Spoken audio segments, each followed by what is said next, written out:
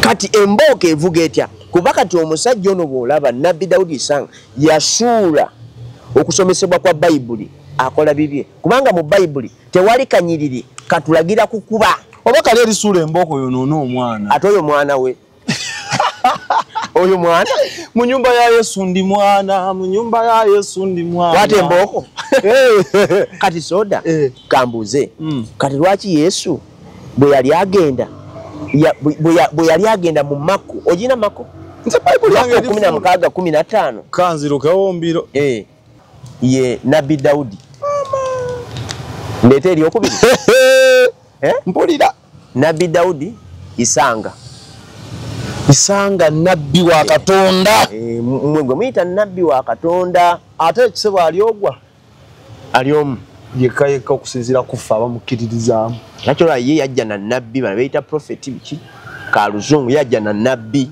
ogubadde kati ono wa church bagiyita Universal Apostles Fellowship Church of Righteousness ojuulidde church eno headquarters zayo kati zikyali Jinja newankubadde baplaninga okuzizawa okuzisembezaako eno mu Kampala sibeera alokole bannuwa abo bebaali kubanga abalokole bannuwa baali balala ku ono njawulo kyawo soko katusigirira tunagenda wala omulokole wa Nuwa kubanga bali balokole ba Nuwa kiva kubanga kanisa eno yatandikibwa omusajja kubanga this one was indigenous yabulirwanga yali church ngeebulira abantu enjiri ku ground era nga kyali erese mu bantu kuyamba abantu okuyamba abantu ba wansi mu mirimu egy'enjawulo mu Uganda naye yatandikira ebiseera ebyo kuba ekkanisa eno yatandikibwa omusajja gwe bayita Nuwa Kalege ani nange kyembuuza ani yakuyita Katonda gavumenti ayamba ku gavumenti obutajuza makomera omwana oyo yandibanga mutuufu musumba ate makomera yagajjuda abaana bange benyigiriza kati bajjayo nambooko kati lwaki waliwo prison evangelism kubulira enjiri mu komera yo wayi bwaba akuba nnyo lwaki tagira nakuba abeeruzira olaba soda nze oba akuyisa akanyo oba sweet oba ki nze naawe ekiri twawula magombe ate waliranye Nairo paka Victoria werikala ntwida kwendagana paka omwiga kukalira agenda okutuuka bwati mu service Nabbi atuuse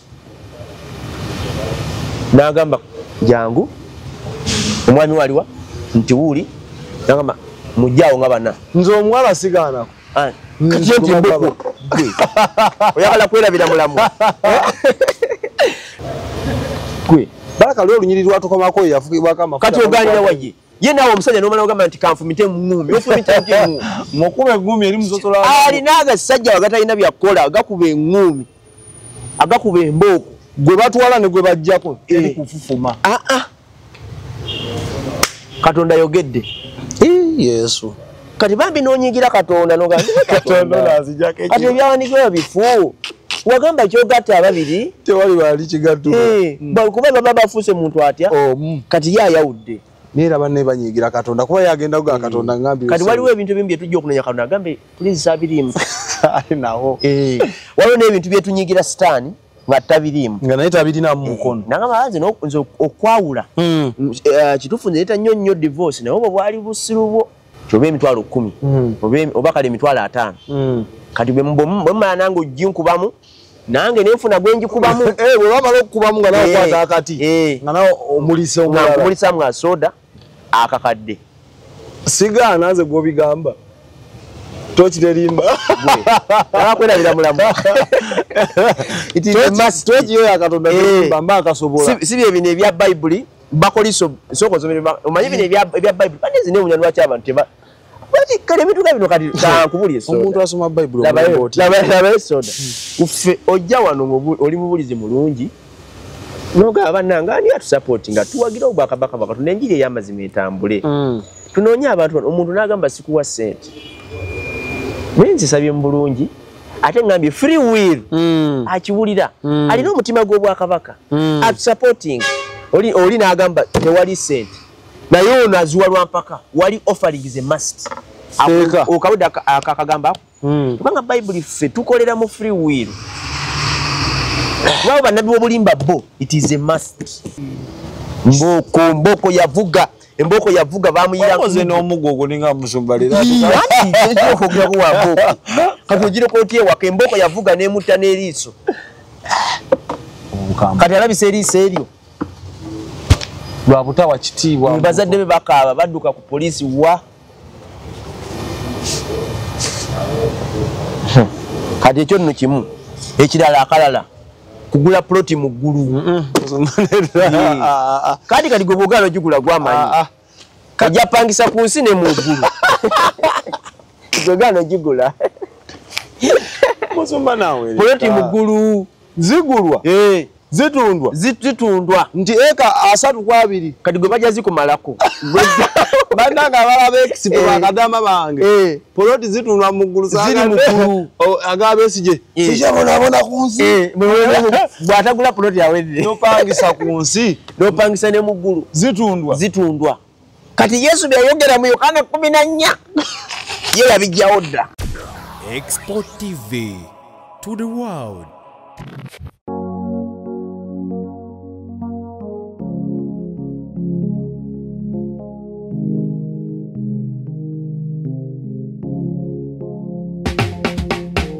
Kankwanjulire Cambridge Junior School esangibwa Matugga Kito bano beesowoddeyo okubangula omwana ow'omulembe guno. Omwana agenda okufuluma ng'alina obukugu obulala bungi omuli okukozesa ebyuma bikalimagezi oba kompyuta, okuwuga, okuyimba n'okukuba ebivuga byonna, ate nga ne co-curricular activities tetuzisudde muguluka. Buli nzikiriza y'omwana essibwako essiira, tulina day ne boarding.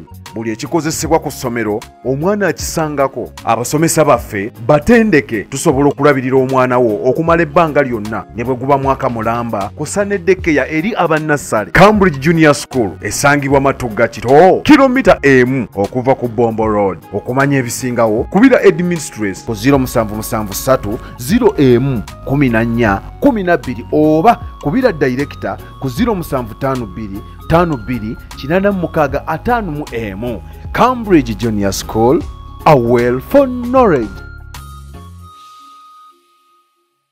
Kale mukwano gwange nate tuzze ekyo kiwakawulirako kikyali kituuza kalira anti operation eriwo gezaako kulaba nga ekyakyama oba oliawo kitereera tuleme kuwa ffenna miggo. Nate era tugobye bumale ne story ez'abantu betwakazaako eri abannabbi b'obulimba. Sumba Peter akomyewo nate akunnyonnyole twongereyo wali we twakoma naye olwaleero we tuzze kalira weesibe onywere data muteekeko mukwano gwawe gwalina emirimu gya mukama we y'Omwarabu balina bu bluetooth kateekemu essimu ogiteeka wali ekoloyo z'amasowaani nga bw'owuliriza baakaŋŋamba bakadama balinako akakujjo. So Expo TV subscribinga mwe bannange waliwo bankuba kyeyabakomye mulina emikolokolo egy'enjawulo mutukubire kati ffe emikolo gyammwe tujje tugibakwatire kamera weeziri ezisobola okukwata emikolo emirungi na buli mukolo gwonna oguli mu Uganda ku ground gusobola okukwatibwa nga mulungi n'ebifaananyi nga bisufu. Alpha Media Production namba esimu ebeera wansi awo bw'oba togirabye eri noti 770 944 neya Airtel.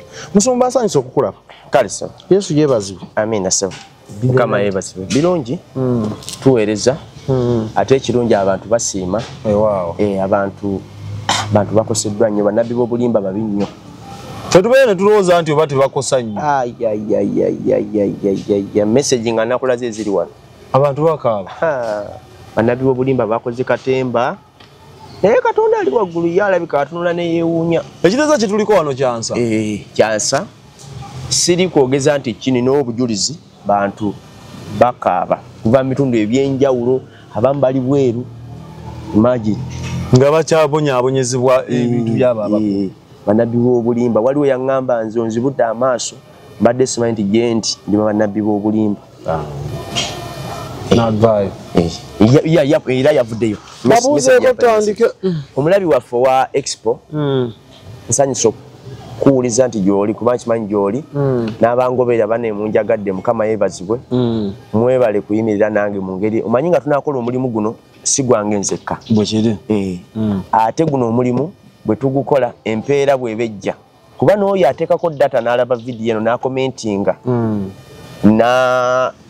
n'azaamu amaanyi musumba buulira tuba tuwulidde ffenna enjiri. Nze musumba Ssekitoleko Peter Nvudde Lugala church bagita Prayer Power Church nsanga ku 0756 12 986 0756 isangwa ne ku WhatsApp email wonna wangamba gobuli wamu oli updated musumba lero kuba oli eri twakomanga abantu basuubizza tugenda kutandika lero tutandikiddewa list yange ey'abanabi b'obulimba eriko abantu bangi era ndowooza gwe oba ogiraba wano.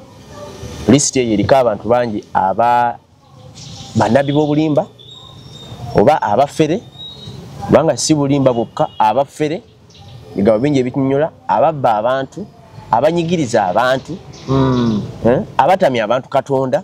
Yes.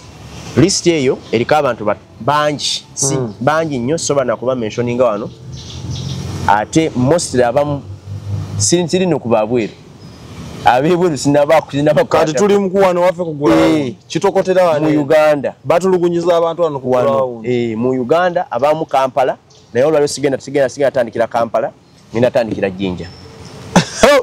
Nzikalidde ntandikidde mu kibuga Ejjinja. Kyekiri Ejjinja mu lumwe Wakyabazinga. Ejjinja eno kyota naba kumanya waliyo obufere bungi mu lubiri Ewakyabazinga. Kyabazinga era singa naye negattako naye supporting ate kati bwagamba musumba kwata kino tambula kuba kati abantu abamu beetaaga assistance.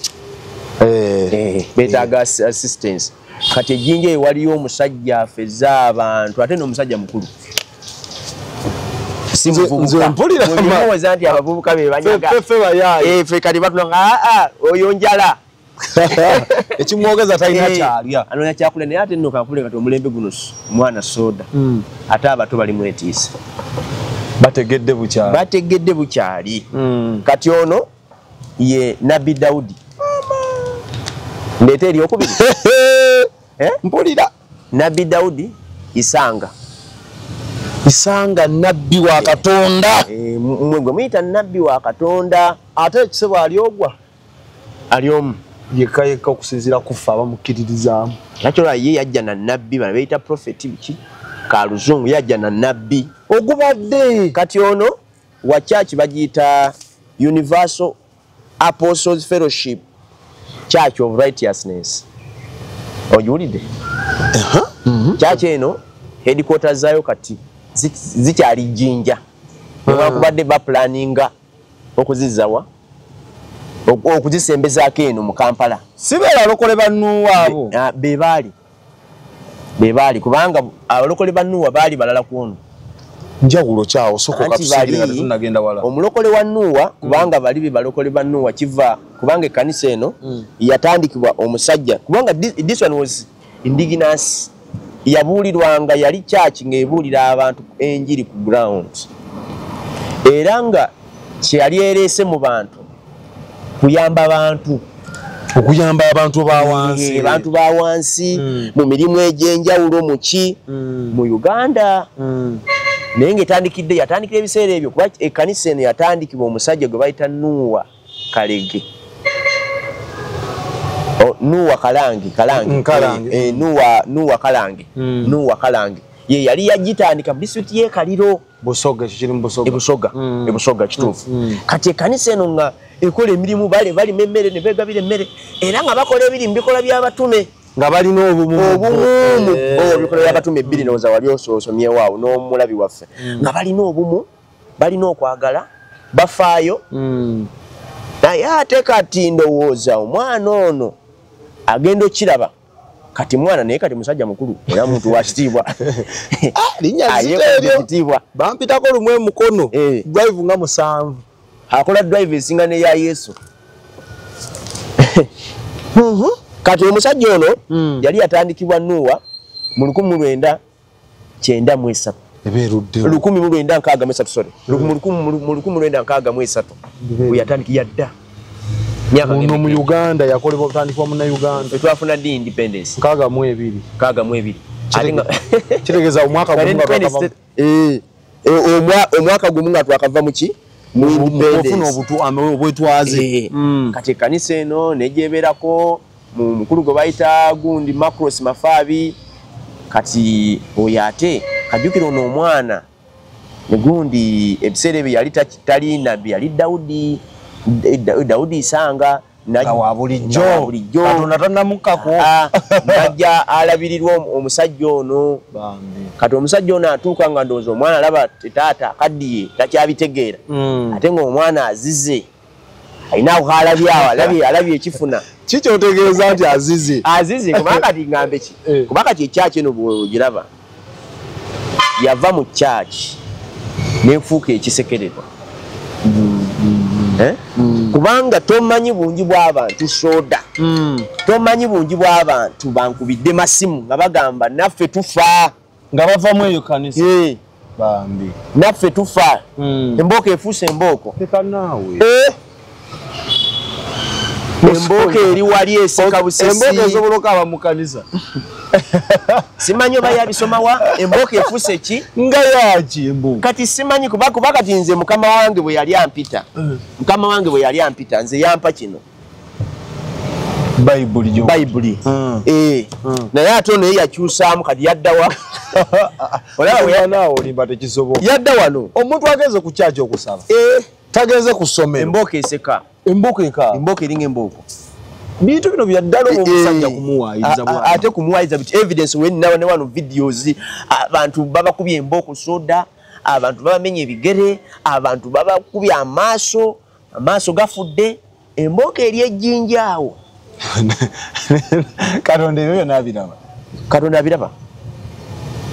abiraba era kyolaba agolokosa abantu nga tubyogereko aziga nti wano waliwo ekitambula ate kati bonna abafere bane mu kibuga tewali amwogerako mu kibuga kuba kati wabeerawo kiri toyingira mu kyange nange sikulingiriza bonna bannabbi mu bulimba ako bakateesa walondeko nabbi wobulimba agamba nti guli afera bakita toninyira mukange nange sikulinyira muki tontabaala sikutabaala yenkola yaabwe yo police bayirawo ekyo eyo police kati embooko evuga etya kuba kati omusajja ono bw'olaba nabbi Daudi Isanga yasuula okusomesebwa kwa bayibuli akola bibye kubanga mu bayibuli tewali kanyiriri katulagira kukuba oba kali erisuula embooko yonoona omwana ate oyo mwana we oyo mwana mu nyumba ya Yesu ndi mwana kwate embooko kati soda kambuze kati lwaki Yesu bwe yali agenda mu Mako ogina Mako nze bayibuli yange 16:15 kanzirukewo mbiro 16:15 kubanga ekkanisa eno bwe yalitandikibwa mu 1963 temwalimu kambooko Mako 16:17 agamba bwati era obubonero buno Mako 16:15 awo 16:15 n'abagamba nti mugende mu nsi zonna mubuulire enjiri eri ebitonde byonna olyako mugende mu nsi yonna mukube embooko eri ebitonde bibuulidde birokose bijje mu kyaki ne byewuuza ate bitya kubanga bayibuli egamba etya egamba bw'osoma Yokaana nti etukubiriza okunyiikira mu kigambo kya Katonda somayo Yokaana mmeka Yokaana 8 bannange byewuunyisa nga bantu bakulu no sookoleka Yokaana soma Yoswa 8 Yoswa alaka ali mu ndagaano nkadde Yoswa weeyayo 8 kitabo nga kya mukaaga mu Bayibuli ekitabo kino ekyamateeka kiriwa ekyo tekivenga mu kamwako naye onookirowoozangamu emisana n'ekiro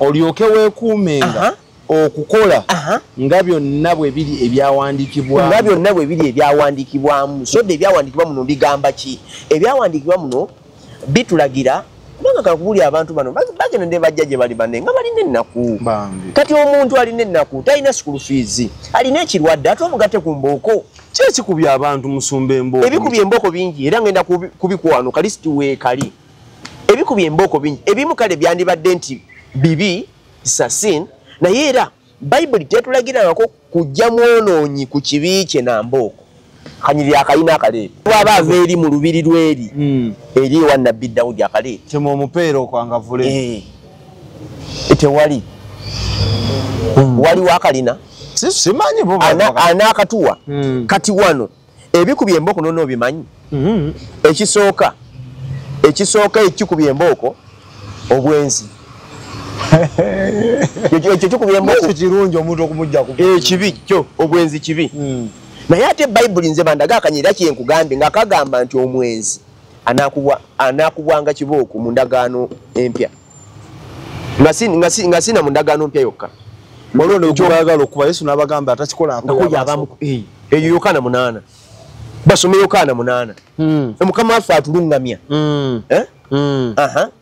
Yokaana 8 okutandikirawo Yokaana olw'omunaana okutandikirawo agamba bw'ati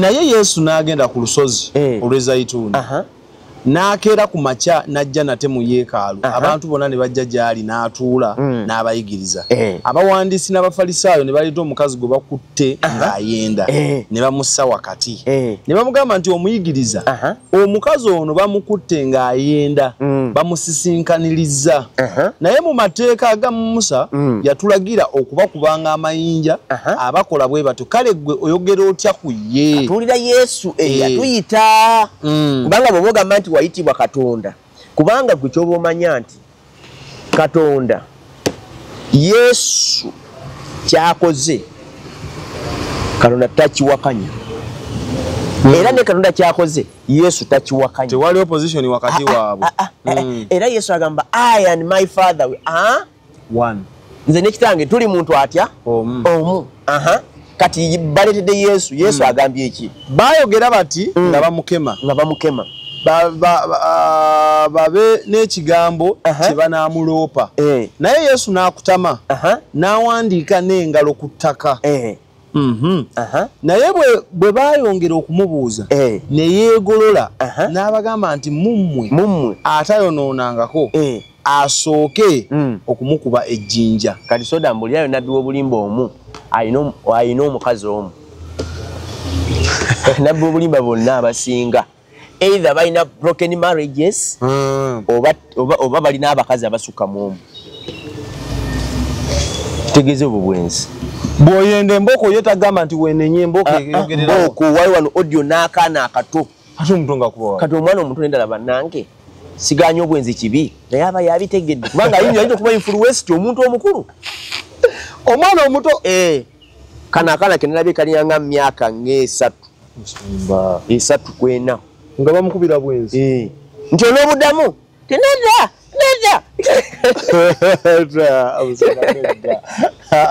akatambi ogenda wekali wano omwana omuto tuyinza n'okukazanya wano oba omwana yayanguwa mangu nga ekituufu yalimu ekikolwa ng'alina mumugema nga kati lindako tugenda kutambula ogenda kulaba victims abanabbi gundi isanga bakoze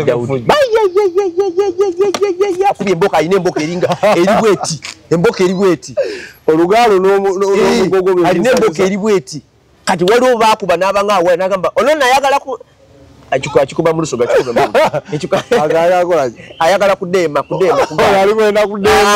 ali kwenda kudeema ayagala gana babodegaadi awo ne babanga abajja ng'olideema n'omukazi omukulu ne bamuyisa that is humiliating someone kuswaza oli kudeema ku kubandigo abalokole ng'alina mu kooti ssebo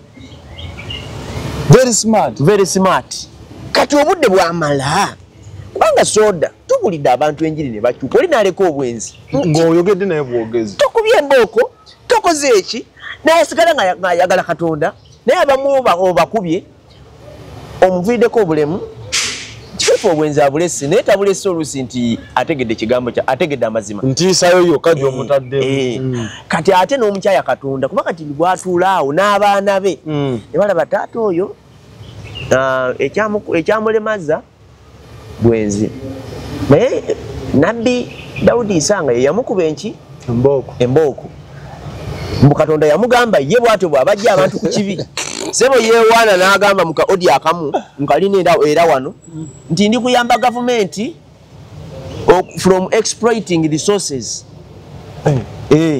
kati simanyi mbuna ayamba government obutayona resources anti bali mugendo kukusiba bakulisize yemmere bakuvuge ku motoka zaabwe amafuta mukozi wa government wa Katonda ani nange kyembuuza ani yakuyita Katonda government ayamba ku government obutajuza makomera omwana oyo yandibanga mutuufu musumba ate makomera yagajjuda abaana bange benyigiriza kati bajjayo namboko kati lwaki waliwo prison evangelism kubulira enjiri mu komera yo wayi bwaba akuba nnyo lwaki tagira nakuba abeeruzira kuba babe bali mu perimeters kyekirala ekikubye embooka ekikubye embooka ekirala kati waneno wano mbadde nga nkyakulaga ku gwenzi soko some gundi ekisooka bwenzi soko some Timotheo kubanga batulagira Bagalatiya 6 nsome Bagalatiya 6 olusooka batulagira bw'obanga ogolola omuntu akoze ekibi okuba omwegendeza kunaawolemu okwonoona kati wano aligolola abantu naye afundikira ate akoze eki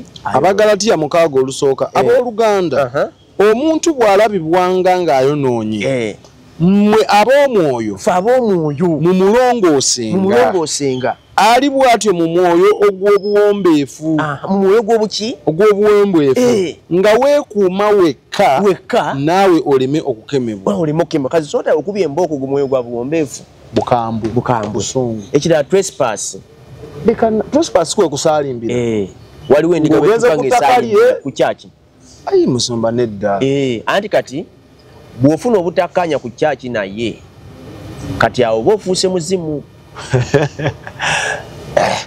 kakitegeeza okulabika ku kyaki oba olina either kusobola kumwetondera n'akusonyiwa kati bw'olabikawo nga teweetondanga olwa trespass manyi olwa kyewasobya kati awo oba oli omuzimu kati awo oba okoze trespass embooka evuga ne ku poliisi otuuka okusaalimbira ku kanisa badde kanisa ekuŋŋaanya buli muntu yenna libanga ddwaliro ebyo bibyo gwe yayitibwa Katonda kubako n'obutasaalimbira kugamba eringa private property embooka evuga era nina ne gwe bakubaawo embooko musomba naye manyi ebintu ebyaluvuuvumo si bya ddala baana ba Mukama kyoba olaba mbayita mutwegatteko mutusupporting mu ngeri ey'enjawulo kuba abantu bangi bengenda okutuusaako nga victims balozezzaako njagala tubaleete mu kamera kuba gye bali bakaaba era Nabbi Dawudi bw'abaana bakalo ne basajja be bonna kubanga kati kabaka tatta naye abaana agaleerezi bw'anaaba atumaze okutulaba agenda kuzuula nti bino byenjogera si bya bulimba kubanga nina evidence ewera kati ekyo nno kimu kati nabbi bw'alaba ayinza n'okuggyako abaana abange benzadde bebo bennyini be watuyanira mu kitanda ng'ate akuggyako baakyo ng'akuggyako baakyo ayinza mbu okulaba emizimu ewuwo n'agamba weereza abaana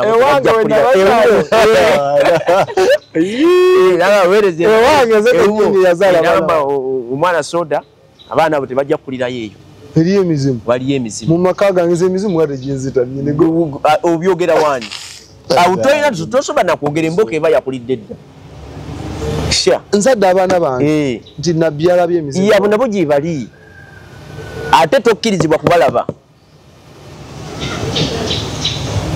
Mukama atusaasire musumba Yesu aseka Yesu yaga muleka abato bonna bajje jani gyendi yaga muleka abato bonna bajje gyendi mboke vuke kati gwegezo ogane gwe taata tukaina abagoberezi banje bagenda mu ggulu mu soda abaana ba Mukama bano singa balaba ebintu bino omukyala yampadde audio kuva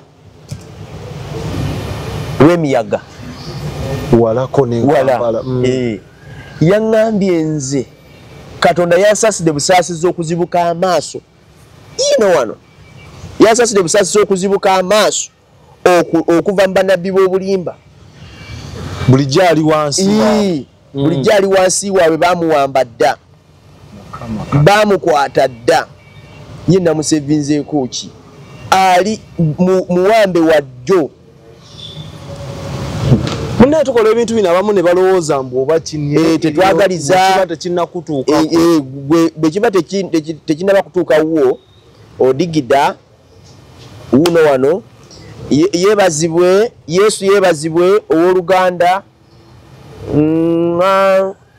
kansubire oli bulungi nze Prosi mbeera lw'emiyaga nawulidde ku mboozi y'abannabbi b'obulimba mu butuufu gyembadde nsabira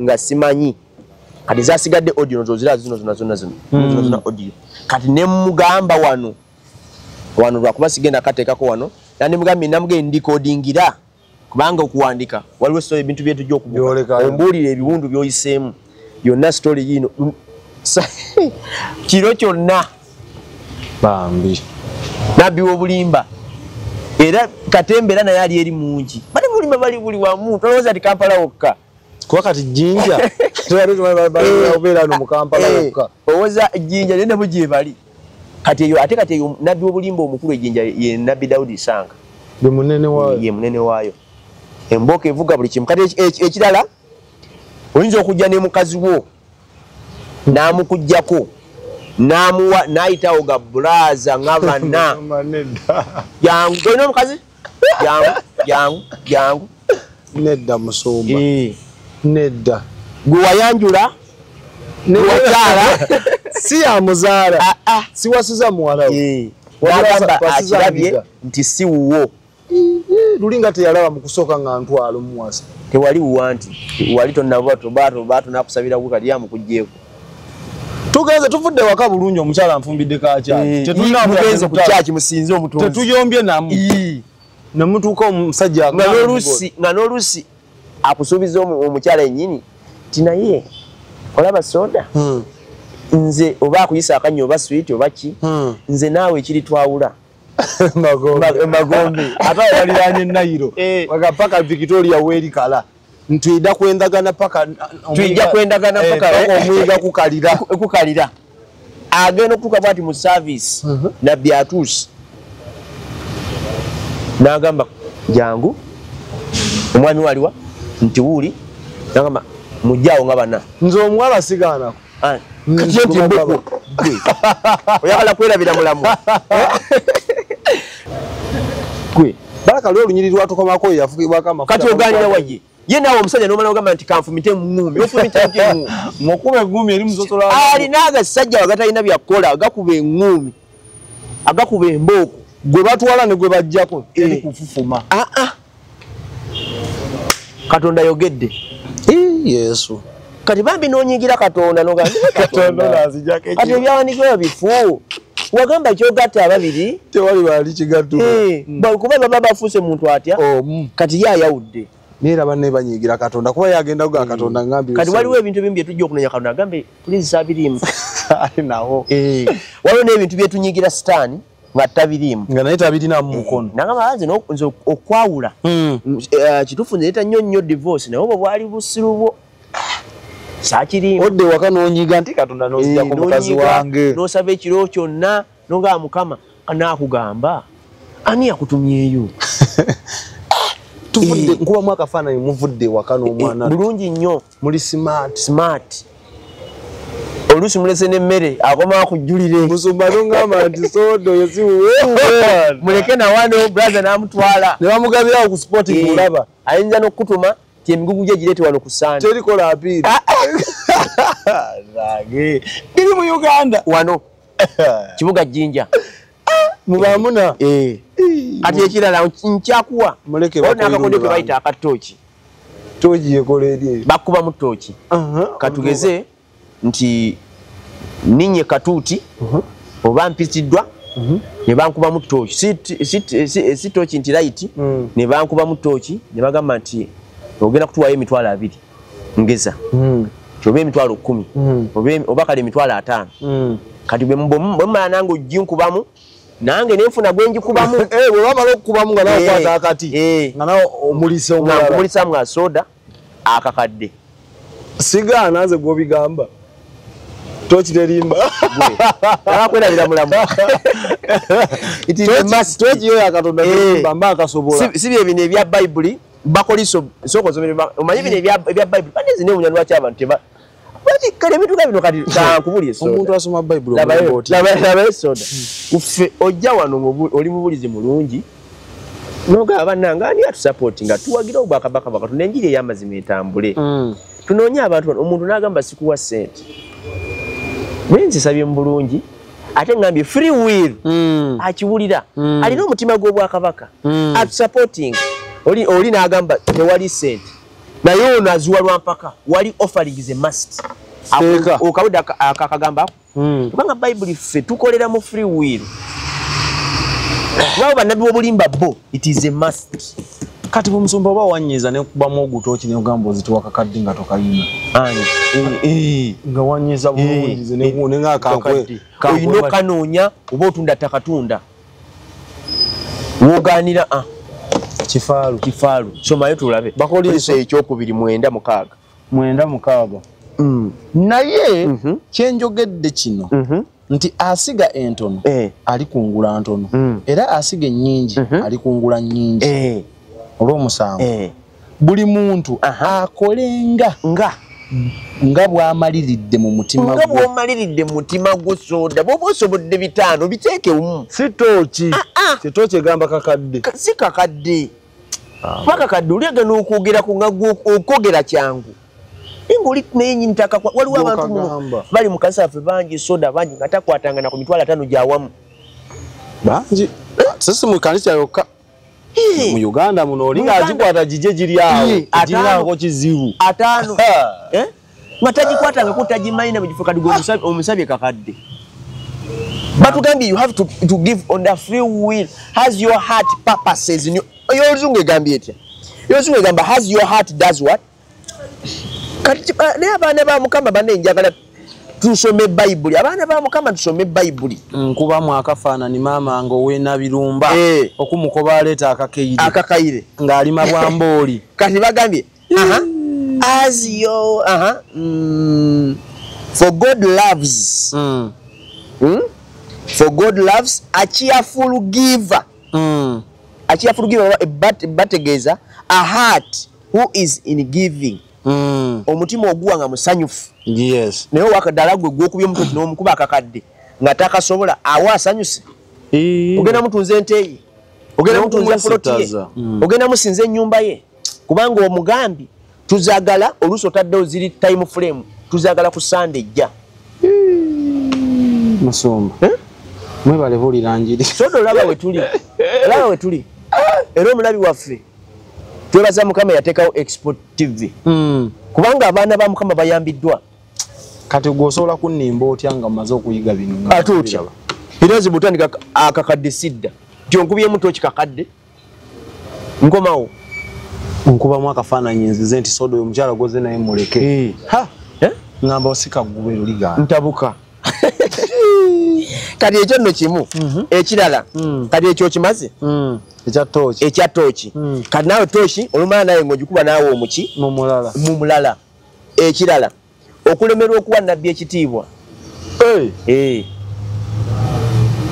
kuba kati bano bannabbi obulimba bonna balina enkola bw'aba ayingira mulina okuyimirira for recognition omunene kati ffe tumanyi nti the only person we give recognition is the Holy Spirit era tugamba Holy Spirit we recognize your presence tusamu ekitiibwa okubeerawo bali bw'otagira omukulu yakyagala kino ekitiibwa kati aba teri ku level ya Katonda ate yafaayo nabbi w'obulimba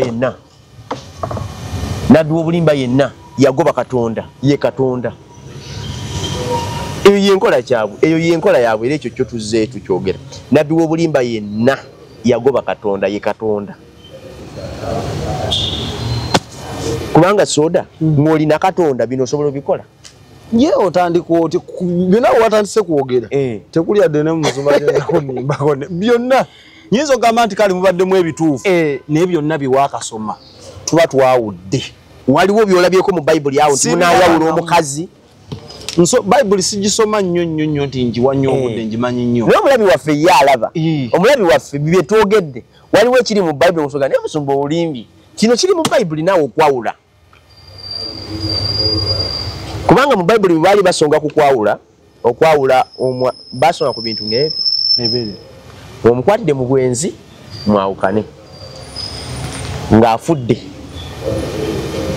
kiba kiggwa buggwi oba olina okweyongerayo ne matayo si lwakuba nti ogenze mu kanisa musumba akirabye n'akugyako mukyala takuwadde na nsonga takuwadde ate ensonga ki ono omusajja munene ate omutya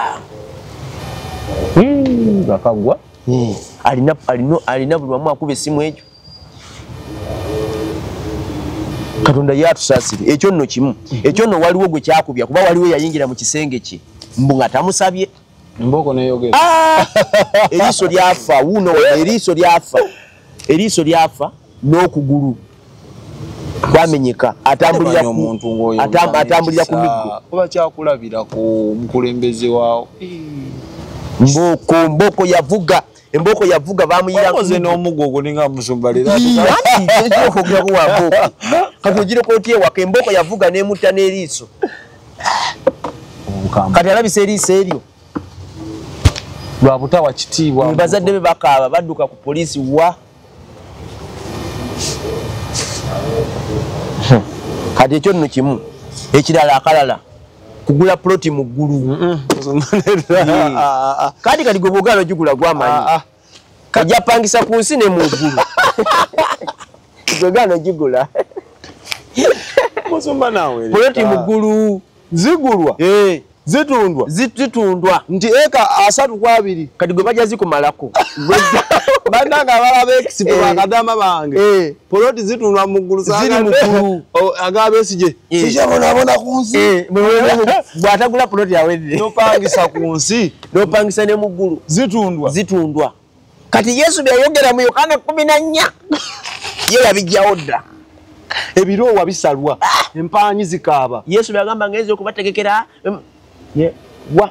wetegekere wano kati abantu batunda ploti zaabwe zino ku nsi bagule beterekere mu ggulu process etwala akasente ako mu ggulu eyo ngitegeera nti awo okutwalayo tobuuza ani alina ekyapa tobuuza tewalina yali aguze ne bamuwa endagaano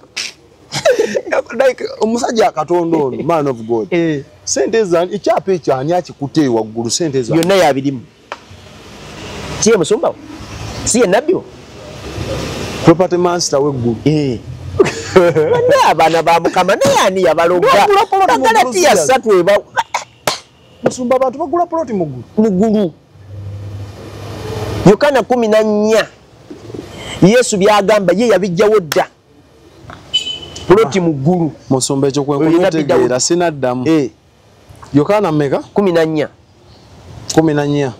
okutandikirawo koma ku lwa 6 omutima gwammwe tegweraliikiriranga kati bano yabayinzamu dda okutya beeraliikirire kati mu ggulu n'abeerawo ntya nze bannange babeere nga bali ku mayiro zimeka ze mpangise ddala mbonyebonye wano ejjinja neeyo mbonebone bwe nenda okulima kwa mayido mu igulu nga nzira ku wendubira ebikaado duuma embooli ndaatemera embooli ku ploti yange mu ggulu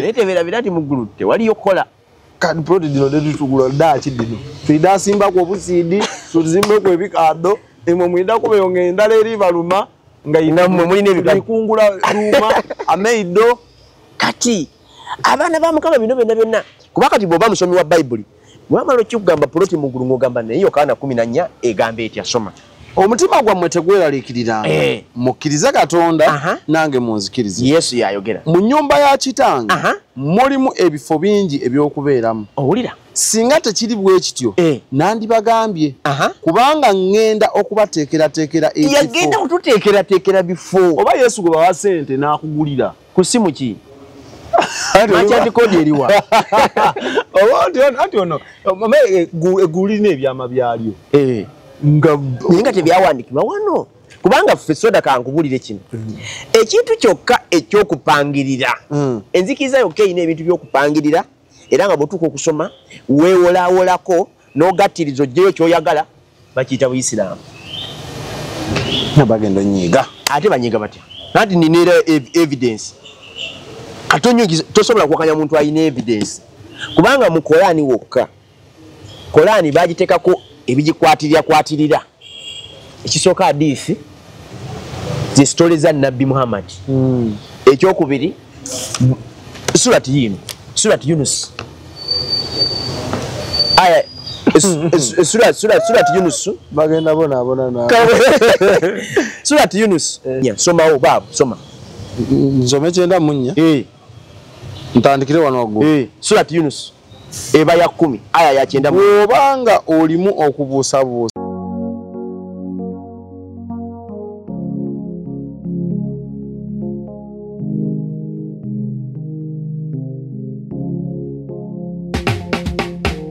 Kankwanjulire Cambridge Junior School esangibwa Matugga Kito bano beesowoddeyo okubangula omwana ow'omulembe guno. Omwana agenda okufuluma ng'alina obukugu obulala bungi omuli okukozesa ebyuma bikalimagezi oba kompyuta, okuwuga, okuyimba n'okukuba ebivuga byonna, ate nga ne co-curricular activities tetuzisudde muguluka. Buli nzikiriza y'omwana essibwako essiira, tulina day ne boarding.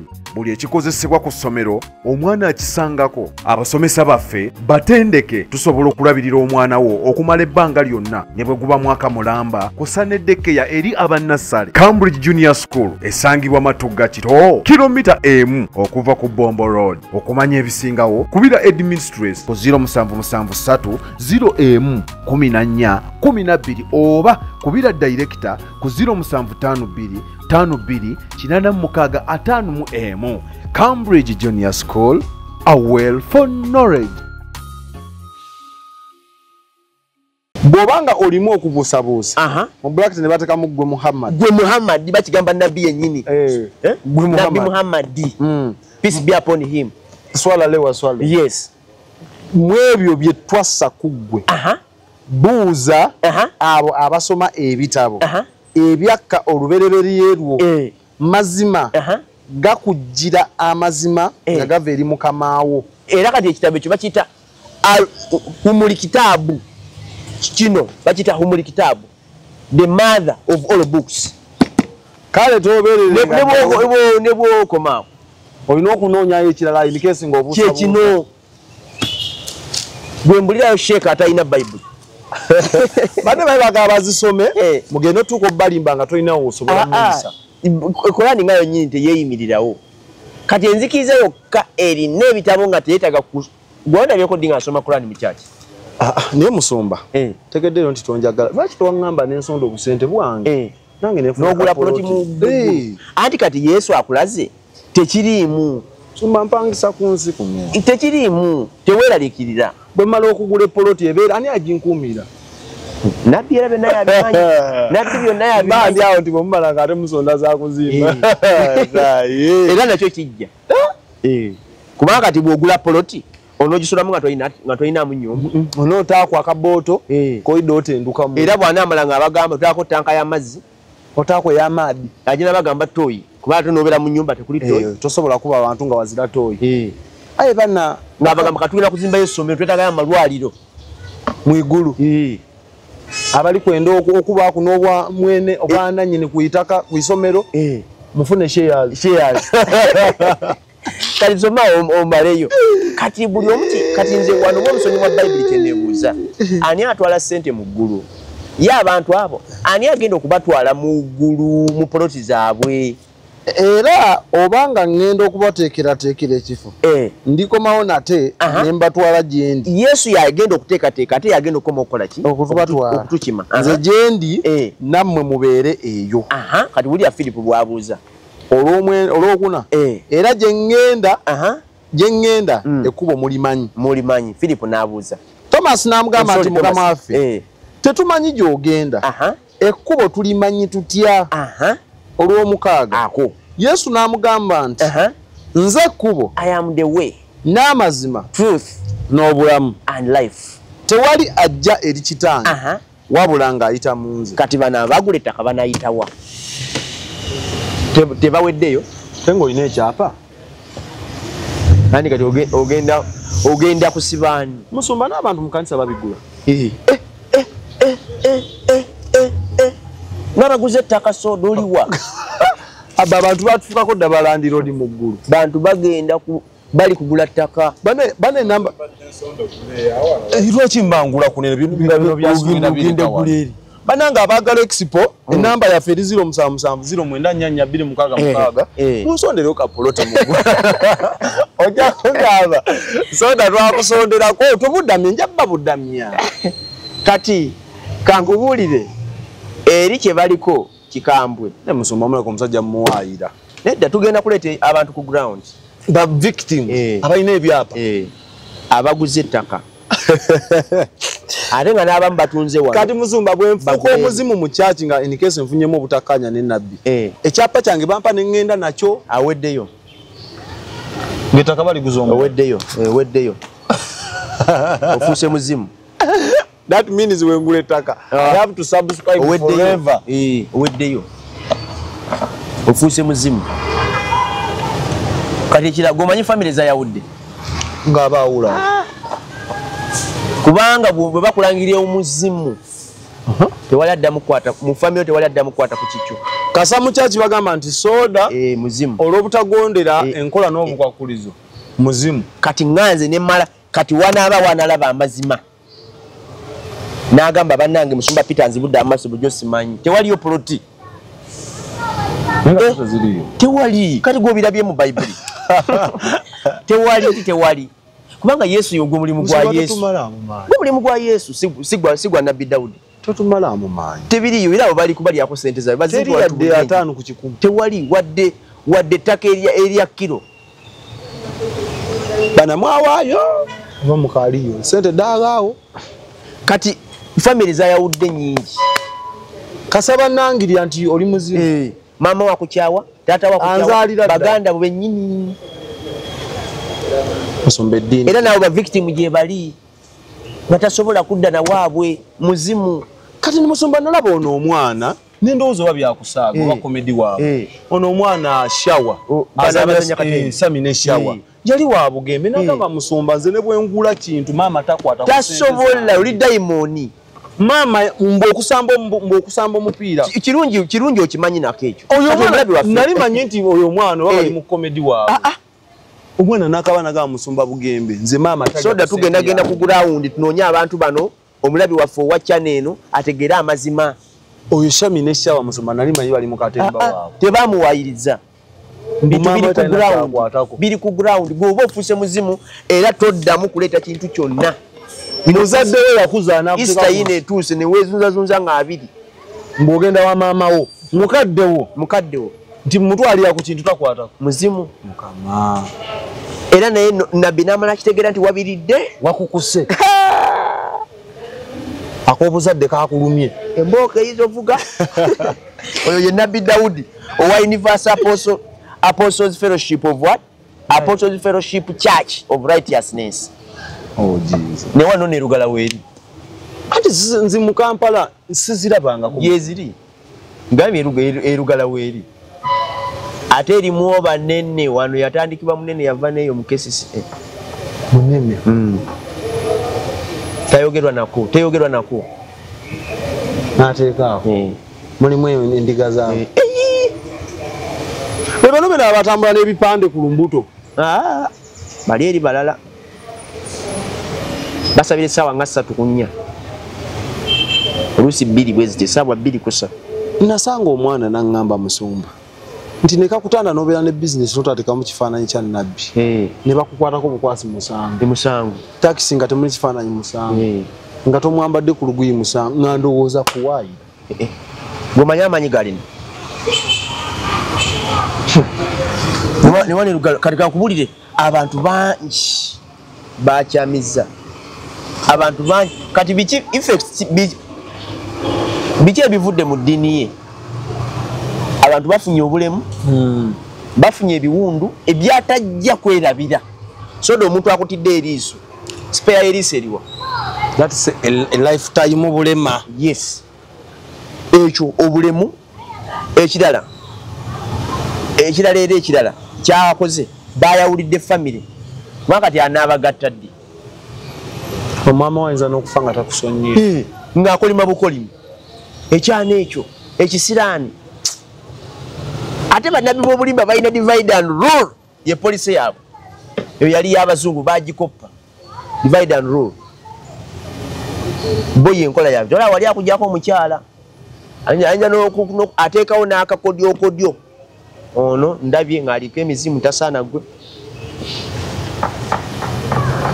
Musumba abantu abali awo mugenda bayambamu. Omulabi waffe byonna obiwulidde era nzikiriza Katonda ti tugenda kuleeta abantu bano mu kamera ba victim. Yes.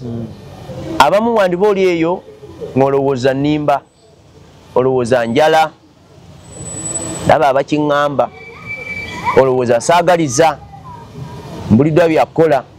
Lwaki tetubulya njiri ntuufu naye bantu nababulya batya enjiri entuufu ng'omusajja yabatwala tabakkiriza na kutambula. Kubanga bw'oba mu kyaki etogenda mu yabalala. Otyo okwonoona. N'olwekyo Mukama bana bakulumiza okutusapootinga mu ngeri ey'enjawulo. Tusapooting kuba tugenda kutambula Uganda yonna. Abamu ba victim bano basaasanya. Mbeere bakuba. Oli yatunda ebyeta kyalina kintu, ebintu bye banka ebitwala yasinga agule poloti mu ggulu. Kale oliro. Ati ttaka banka eritwala kuba banka yo tebimanyi ebyo katembawo. Ate tasobola abantu wanyiseemu mbaweeyo mu ggulu. Abantu abamu kata kyalina na kyakulya magulu bagamenya takyasobola kwekolera. Obulumi bungi soda. Omulabi waffe ali eyo. Yeno engeri yokka gye tuyinza okubuulira enjiri Yesu n'atuwa omukisa. Bantu bakuba amasimu bakaaba. Bantu balaajana. Abala temulidde balidde balina mu Uganda ne baga Musumba tufa. Okimanyi waliwo eyampereza nabbi nga tali mu Uganda. Ali bweru. Ababawolereza mugira muwolereza. Mayi bagamba zirinda bolwange. Tawa musibe mmere. Naye nawe olulwe lutuuka. Otegeera. Anyway bwe omulabi waffe byowulidde Musumba obutambi abulina wano ngenda bumusaba bwabumpaako bunaasoboka nga tebumenya mateeka ga YouTube. Yes. Tugenda buteekamuko tulabe. Naawe oba oli awo ng'olina okukisoomozebwa ennamba zikube. Waayo labikako ku 0756 12 96 98 eri ne ku WhatsApp, imo, tero osobola ogifuna ku bottom nawe osobola okunfunirayo. Onkubirako ne twogera n'osindikira WhatsApp message n'olicordinga no problem zinajja kuweereza Mukama. Kimanyi bino mbyogedde naye birina bye binyiiziza ne nabbi yennyini. Nosobola omusindikira ku bubaka awo. Nabbi nze siri kulwana naawe wadde dakiika embweti wabula mbulira njiri. Kubanga Bayibuli egamba nti ekigambo kya Katonda mu Yokaana 1:17 ge mazima. Naye bw'obanga okuba omuggo, bw'obanga ogulisa abantu ettaka mu ggulu, ekyo tekiriiyo. Era obwo bulimba. Mu ttaka tewali ttaka liri mu ggulu kubanga enguudo zeeri zonna za zaabu. Kati ettaka abantu bagenda lijjawa. Bw'oba baguze bagamba balime bakola ekibeetegekera ebiseera by'omu maaso. Yesu yatutegekera dda. So ate nina evidence mungi nnyo era ndi mwetegefu okumuleeta mu kamera bw'oba olowooza nnimba. Kama abanjagalire. Weewaawo tetugenda ssuka wano tugenda kukomaana akatambi kano kawe gwoyo gwe kakwatako naye gwe kanyiiziza naye tusonyiwe tetuli ba Katonda tusonyiwe omukwano tetutegedde naye tudisinkane mu story ndayo tegenda kunyiiza nkusuubiza. Naawo bye bye. Export TV to the world.